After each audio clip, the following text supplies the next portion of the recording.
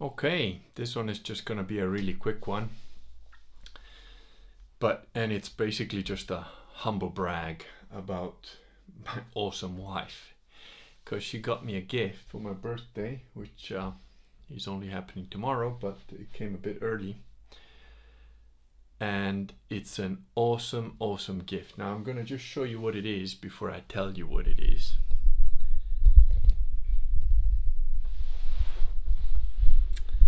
There you have it.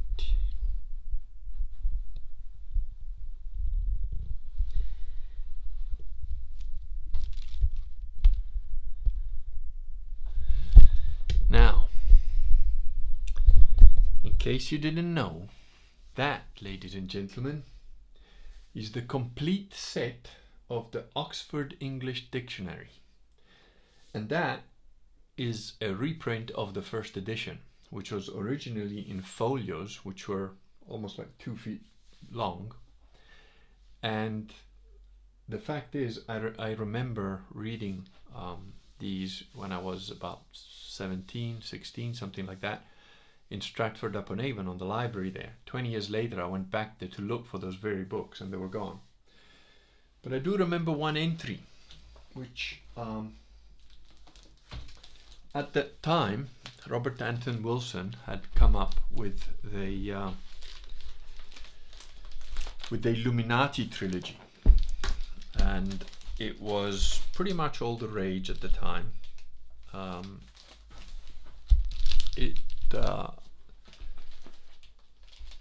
was 3 books. Like I said, it's a trilogy called the Illuminati, and I don't remember most of it. It was considered science fiction-y, but the thing is, it had quite a lot of historical stuff in it. And I have been reading dictionaries since I was a kid, so when I went to the library and I saw these things, I naturally just opened it and started to just randomly read through it. But one of the things that I read was the very word Illuminati, and it was an entry. Now, the originals, this is a reprint, so the print is very tiny and it's a little bit more compressed. But here we go, and I hope that the camera picks it up. You'll see the entry there, Illuminati, and I remember that entry, although it's more than 30 years now. And there it is, Illuminati, Illuminato, a name assumed by or applied to various societies or sects because of their claim to special enlightenment in religious or, later, intellectual matters. A. Applied to a sect of Spanish heretics which existed in the 16th century under the name Alluminados, or Enlightened, subsequently to a similar but obscure sect of Familists which arose in France in Louis XIII's reign. And then there's another entry which I'm struggling to read because the print is so small. 1599, another pestilent sect there was not long since of the Illuminati in Aragon, 1652, I want to say. Arbozman. Anyway, and it carries on like this. This entry goes on for quite a bit, and it gives you pretty much the history of the Illuminati. The Illuminati are a real thing, and they stem from Freemasonry. Freemasonry is, and the Illuminati are one and the same. It's just they always rename each other and name things differently and so on. And there's going to be quite a bit of this stuff featuring in the documentary I'm busy trying to make about the Catholic Church. So I just wanted to, give you a little taste of it. But this is an amazing set of reference books, and it's 13 volumes, I believe, because it's A to Z. And then there is a supplement, which is the 13th, I think. no, sorry, 15.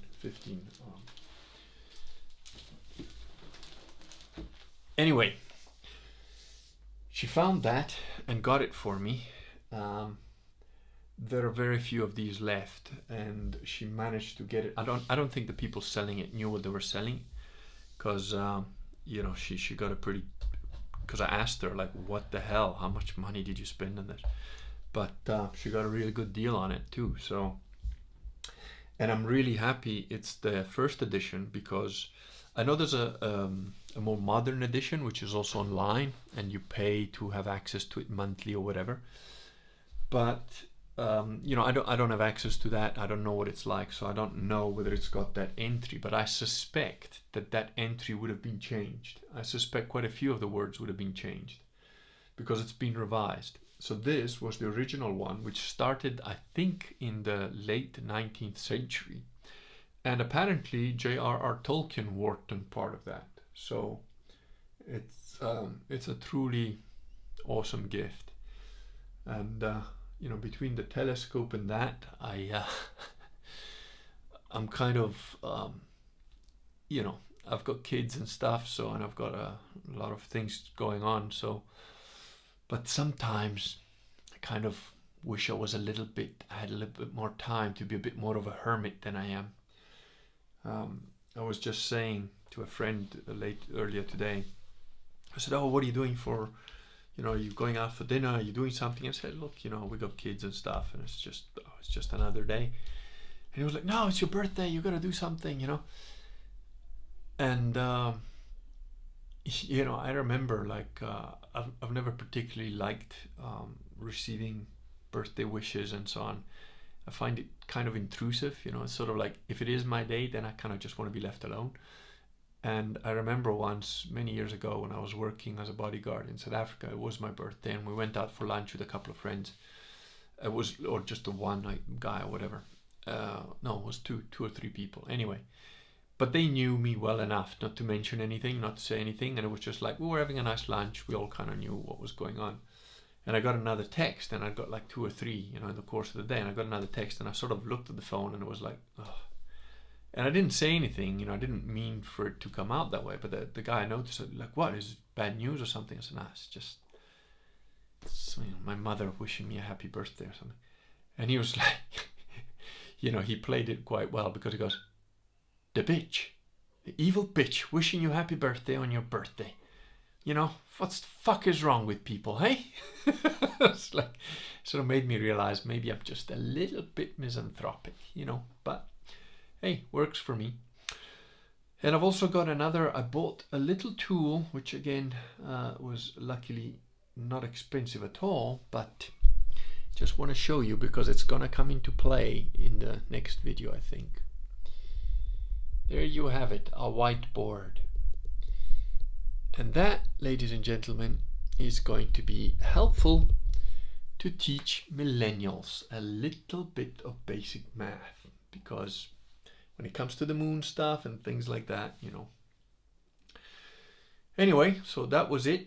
You've caught me in my nice, sexy pajama t-shirt, which has got a hole from the little crucifix I wear. Sexy times. But all right, have a good evening.